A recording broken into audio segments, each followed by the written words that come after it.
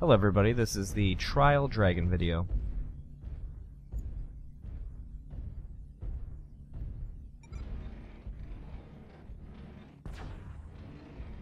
So far our team has just gotten into position, kind of spread out across the map, which, you know, sometimes is a bad thing, but in this case we're just kind of playing defensively and getting a good spread.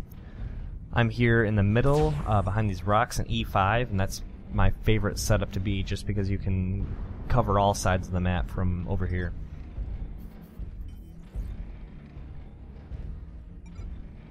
Heat vision helps identify targets that are far out of range, as you just saw there. Alright, let's take a look at the weapons. We've got an AC-5 with 60 ammo, an LRM-10 with 360 ammo, and 2 medium lasers. This mech also goes about 80 kilometers per hour. It's a lot of fun and pretty powerful.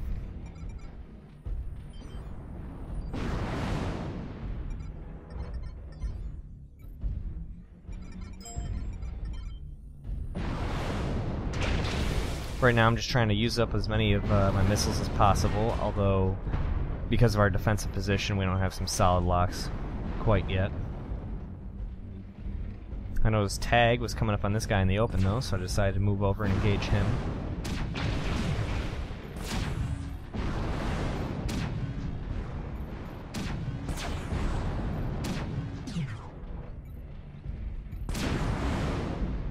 As you can see, it's important to fire the autocannon and the lasers separately, just because of you have to lead your shots with the autocannon.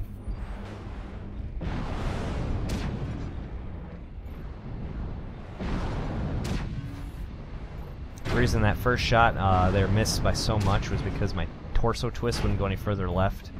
So that's one thing you have to consider when you're trying to aim at somebody with those autocannons. You really rely on being able to twist your torso to keep leading your shots. So what I did is after I missed, I turned my torso, like you've seen me do a couple times, a little bit more towards the enemy so I can use my mouse to get a real good shot. You never really want to be firing while twisting your torso. It doesn't seem to work out very well.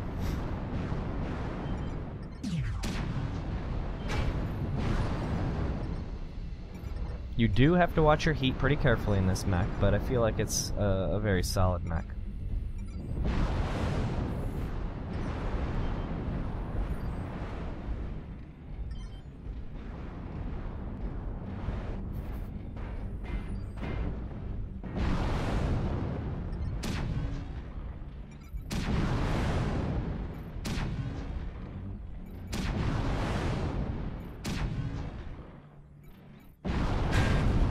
I was not having very good luck with my autocannon there. It takes a lot of practice to get used to leading your shots on those smaller mechs. Fortunately, 60 ammo is plenty to you know, take some pot shots like I've been doing. But you got to keep an eye on it. Once you get to about 30, you got to save it for some solid hits. So right now, if you see on the mini-map, I'm probably the furthest ahead, aside from those guys on the side. I don't want to go any further than this, but we have a good angle on we're attacking the enemy from 3 sides right now. So this is working out really well for us. However, one guy slept through the cracks and got back to base. Because I wasn't on voice comms, I didn't know who was going to be taking care of base, so I decided with my speed that I should go back.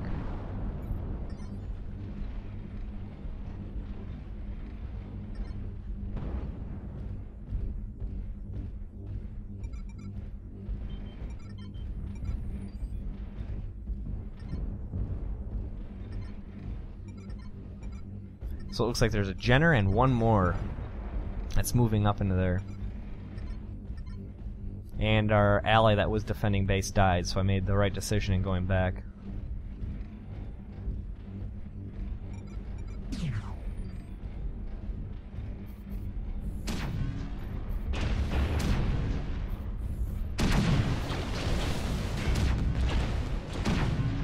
I knew I couldn't survive a direct engagement versus all these mechs, that's why I was kind of just shooting at all of them and running around at first until I found that this dragon had a very weak center torso. We've got 2 more allies in the battle, so we should have no problem mopping this up though.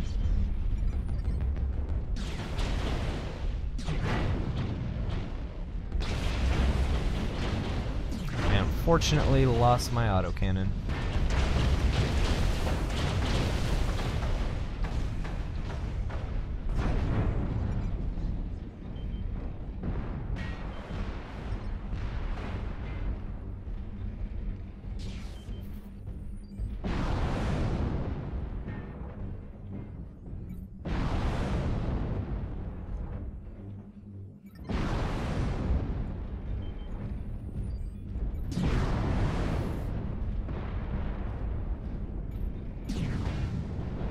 That Jenner's legs are exposed, although now its core is also.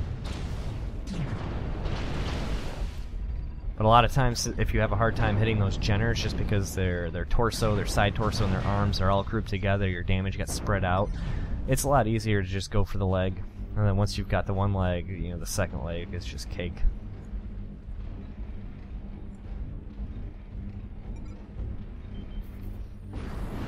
All right, here's another match with the same team.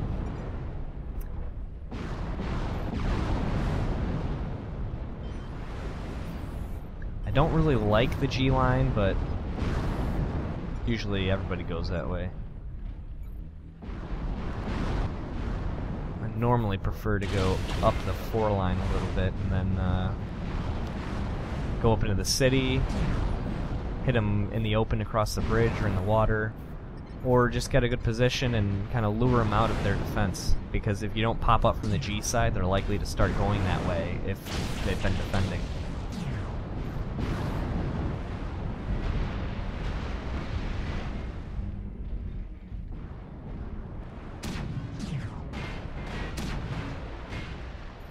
At the time of me doing the commentary on this video, the collisions are disabled.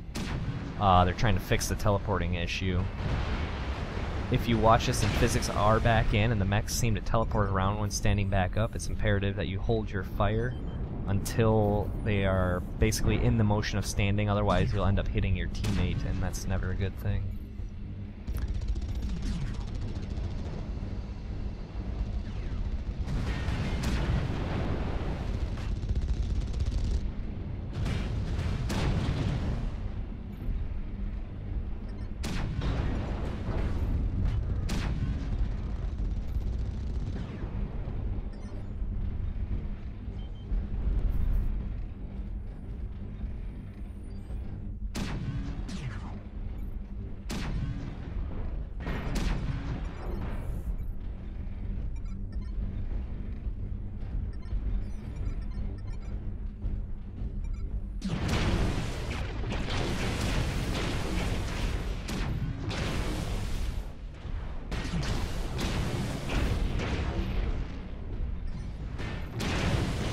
As you can see from that engagement, I was using the cover very well, so most of his shots weren't doing any damage to me, but all of my shots were hurting him.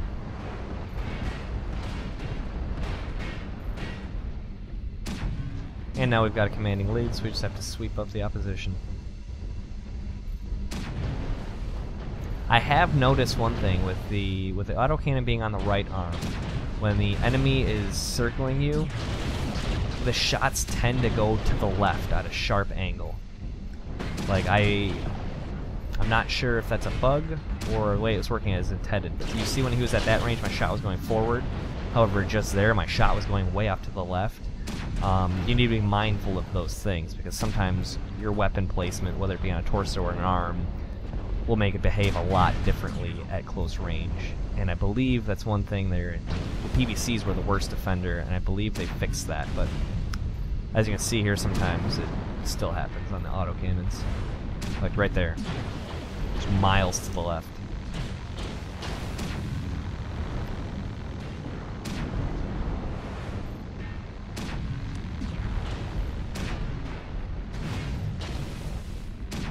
And given that the autocannon is on an arm, it should, you know, it's a lot quicker than your torso when locking onto your, you know, aiming reticle. So there's no reason that it should be missing by that much.